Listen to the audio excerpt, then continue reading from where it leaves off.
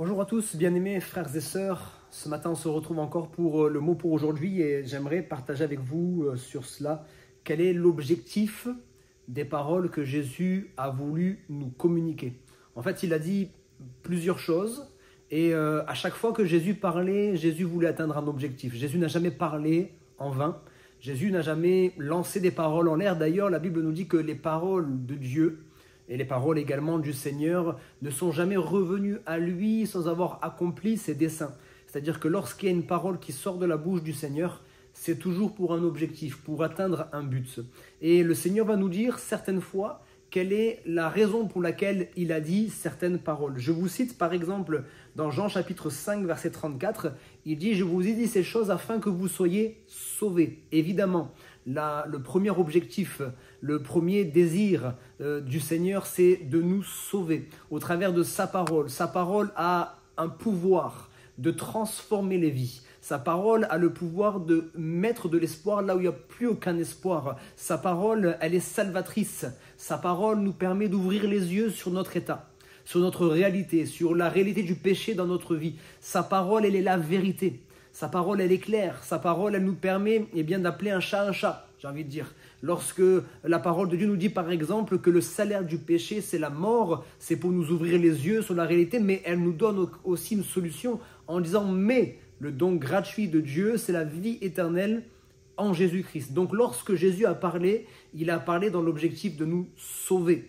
Deuxième chose également qu'on trouve dans l'évangile de Jean, toujours au chapitre 15 et verset 11, il est dit « Je vous ai dit ces choses afin que ma joie soit en vous et que votre joie soit parfaite. » Le Seigneur veut que nous soyons joyeux.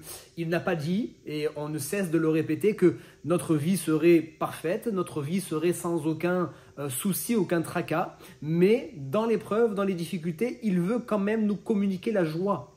Il veut que nous puissions connaître la véritable joie, celle qui ne dépend pas des circonstances.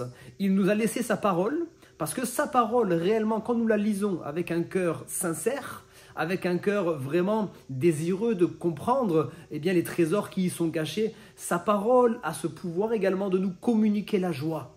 Même lorsqu'on est dans la difficulté, nous lisons la parole de Dieu et là tout de suite il y a quelque chose qui est en train de se passer. Le Saint-Esprit nous communique la joie. La parole de Dieu nous rappelle toutes les promesses du Seigneur, rappelle à notre âme qui souvent s'inquiète, qui souvent est là en train de s'abattre. Mais la parole de Dieu nous rappelle des promesses extraordinaires. Et ces promesses peuvent susciter la joie dans notre cœur. Le Seigneur, il a même dit « Je veux que votre joie soit parfaite ». La joie. Ma parole est là pour susciter la joie. Toujours dans l'évangile de Jean, au chapitre 16 cette fois-ci, et au verset 1er, « Je vous ai dit ces choses afin qu'elles ne soient pas pour vous une occasion de chute. » Dans d'autres traductions, un sujet de scandale. Oui, juste avant cela, le Seigneur dira que, puisqu'ils l'ont persécuté lui, nous serons persécutés nous aussi. On va être persécutés à cause de notre foi. On va être persécutés parce qu'on a décidé de suivre Jésus. Et il y a des personnes qui s'opposeront à cela. Et le Seigneur a voulu nous préparer afin qu'on ne soit pas étonnés, afin qu'on ne soit pas surpris, afin que si jamais il nous arrive d'avoir de l'opposition, ce ne soit pas pour nous une occasion de chute. Ce ne soit pas pour nous une occasion de nous décourager et d'abandonner la foi. Ce ne soit pas pour nous une occasion de freiner notre course. Mais au contraire, nous nous y préparons. Le Seigneur nous a avertis à l'avance. Vous aurez des tribulations dans le monde, mais prenez courage, j'ai vaincu le monde. Paul dira aussi, il dira, ceux qui veulent vivre pieusement en Jésus-Christ seront persécutés. Mais nous sommes victorieux en Jésus-Christ. La Bible nous dit également, armez-vous de la pensée de souffrir. On se prépare déjà.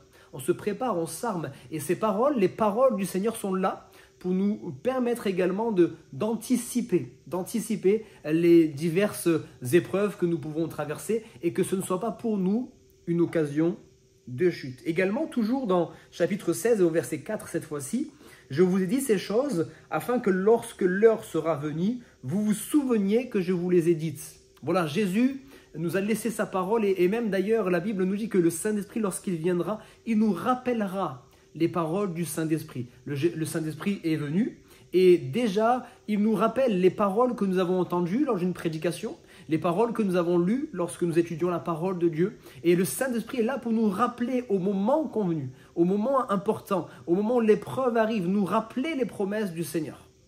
Amen. Vous voyez, c'est l'œuvre du Saint-Esprit, c'est une des œuvres du Saint-Esprit, de nous rappeler. Mais pour cela, encore une fois, il est de notre responsabilité de plonger nos regards dans la parole de Dieu. Parce que quelqu'un me dira, mais moi, le Seigneur ne m'a pas parlé. On est en train de discuter sur toutes les paroles du Seigneur, à quoi elles servent, mais moi, le Seigneur ne me parle pas. Mais tu n'as pas besoin d'entendre d'une voix audible la voix du Seigneur. La parole de Dieu, c'est surtout la parole qui est écrite. Le Seigneur nous parle au travers de cette parole. Et là, eh bien, le Seigneur veut te rappeler les choses qu'il t'a promises. Le Seigneur veut te rappeler les promesses qui sont pour toi. Le Seigneur veut te rappeler ce qu'il a déjà fait autrefois pour diverses personnes dans diverses situations. Et ce qu'il veut faire dans ta vie également aujourd'hui. Et puis pour terminer, le Seigneur dira aussi dans Jean chapitre 16, verset 12, « J'ai encore beaucoup de choses à vous dire. » Ça, c'est la bonne nouvelle. Et il y a tout ce que les Écritures nous laissent, l'héritage de la parole de Dieu. Mais il y a également un Dieu, un Seigneur qui nous a dit « Je serai avec vous tous les jours, jusqu'à la fin du monde. » Et le Seigneur peut nous parler encore aujourd'hui de diverses manières. C'est à nous de tendre l'oreille pour écouter sa voix d'une manière ou d'une autre. Mais à chaque fois que le Seigneur nous communique une parole, c'est toujours pour notre bien, même lorsque ça nous redresse. Même si c'est une parole qui est là pour nous redresser un petit peu, peut-être nous mettre en difficulté dans notre conscience, mais c'est toujours pour nous bénir, toujours pour nous faire du bien. Que le Seigneur, eh bien vraiment, puisse vous parler et vous communiquer le salut, la joie et tout ce qu'il veut dans le nom de Jésus-Christ. Amen.